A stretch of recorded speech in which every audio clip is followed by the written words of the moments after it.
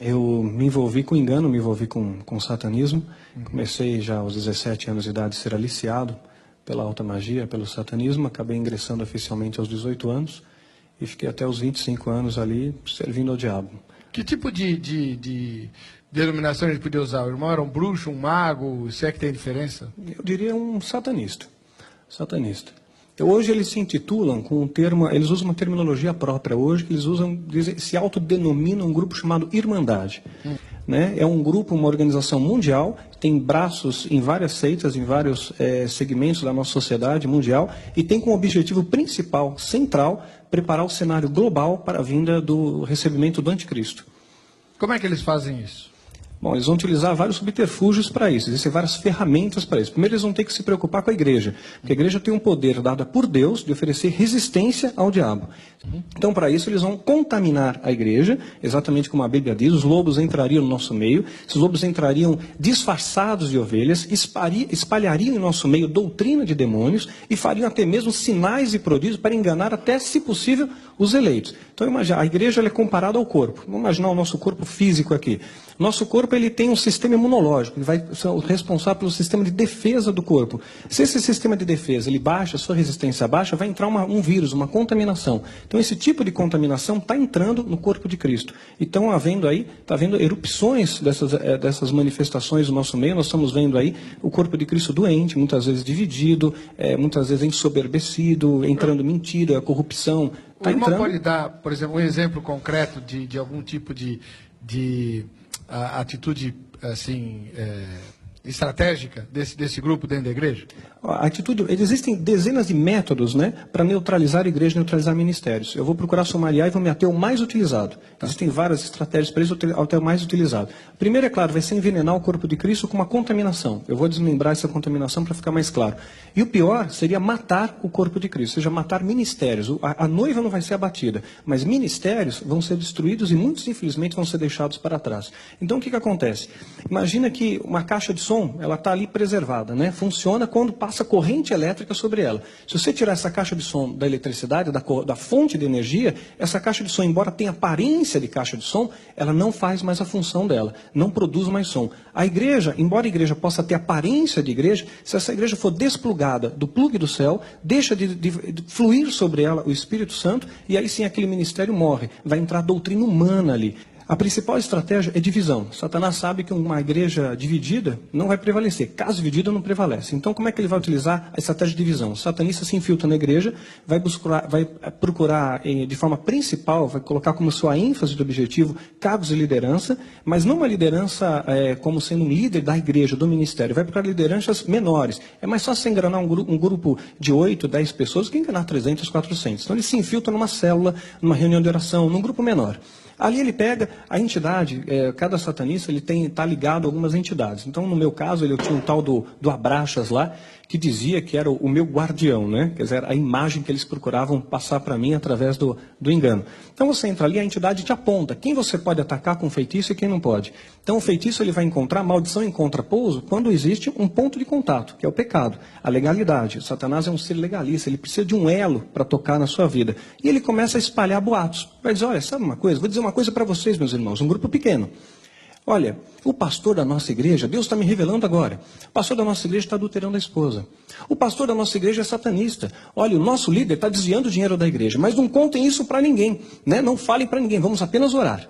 E olha, a língua é uma coisa tão pequenininha, mas dura de dominar, né? E rapidamente isso se alastra. E quando se alastra, promove divisão. A fofoca no coletivo promove divisão. Por isso que Deus abomina quem semeia contenda entre irmãos. E esse termo abominar, se pegar do dicionário, significa repelir com horror. É algo que Deus detesta. E essa contenda no coletivo promove uma divisão. E repare uma coisa, pastor. Quando ocorre rebelião numa igreja, a divisão, quando ela é promovida por rebelião, é uma questão de tempo. Aquele ministério vai brigar entre eles de novo, racha outra vez, briga outra vez, racha. Isso que nós chamamos na batalha hereditária, na batalha espiritual, de maldição hereditária. Aquela coisa vai se perpetuando debaixo de uma legalidade. Só tem uma maneira de reverter, pedir perdão para Deus e humildade, pedir perdão ao homem ali, né? Quando você fala que eles estão preparando a volta do anticristo, certamente eles não dão esse nome nem esse enfoque, né? Como é que eles trabalham os seus seguidores com relação a isso? Não, eles falam declaradamente, é o anticristo. Eles acreditam, eles vendem uma imagem distorcida, e o poder de persuasão de Satanás, ele é muito grande. Satanás é um ser extremamente inteligente. Muitas vezes nós temos a ideia que Satanás é um leão sem dentes, mas a Bíblia compara ele ao leão. Né? Diz que ele é como o leão, ele não é o leão, né? Mas ele se assemelha ao leão. O leão é um símbolo de poder. Queremos lembrar também que Satanás enganou até mesmo os anjos. Sim. Né? Arrastou a terça parte dos anjos. Então ele tem um poder de engano, de persuasão muito forte. Paulo, quando ele se remete a Satanás, a Bíblia, ele usa a terminologia as astutas ciladas do diabo. Então isso significa que nós estamos dando com um ser muito inteligente, com um poder de persuasão muito grande, e ele engana os seus seguidores de tal forma que eles acreditam que estão realmente desfrutando do melhor da terra. Então, na verdade, o inimigo ele entra num lugar onde ele sabe que vai ter espaço. Claro, à medida que você dá espaço, ele entra. Outra coisa, a gente sabe, Jesus disse que o anticristo ia aparecer. Sim, é fato. Quer dizer, não tem como evitar. Não adianta a igreja falar, não, nós não vamos permitir que o anticristo venha. Né? Não, isso não. Então, não vamos impedir isso. Por que é que precisa enfraquecer a igreja, já que o anticristo vai vir de qualquer jeito? Porque a igreja tem o poder de oferecer resistência. E quanto mais a igreja oferece resistência, mais o inferno é saqueado, mais vidas são restauradas, mais nomes são escritos no livro da vida. E Satanás não quer isso. Ele quer o poder de destruição total. Se dependesse somente dele, não tivesse nenhum objeto de resistência, ele ia causar destruição total. Então a igreja tem um poder muito importante em oferecer essa resistência. Agora, voltando a falar da estratégia dos filhos do fogo, o diabo não corre o risco de, ao mandar alguém infiltrar-se numa igreja, de essa pessoa acabar aceitando Jesus? Porque vai estar no meio da palavra de Deus, gente orando, gente louvando a Deus. Como é que é isso? Claro. Eu acho que até que eles devem ponderar esse risco calculado. Isso aconteceu comigo, graças a Deus, né? Ah, é? Como é que claro, foi? Eu me converti numa igreja evangélica. Eu namorava com uma moça, vou ter que sumariar também, estamos na televisão, né? Mas eu namorava com uma moça evangélica, né? E ela não sabia dos seus pais? Não sabia que eu tinha envolvimento com satanismo, com alta magia. E eu frequentava a igreja com eles.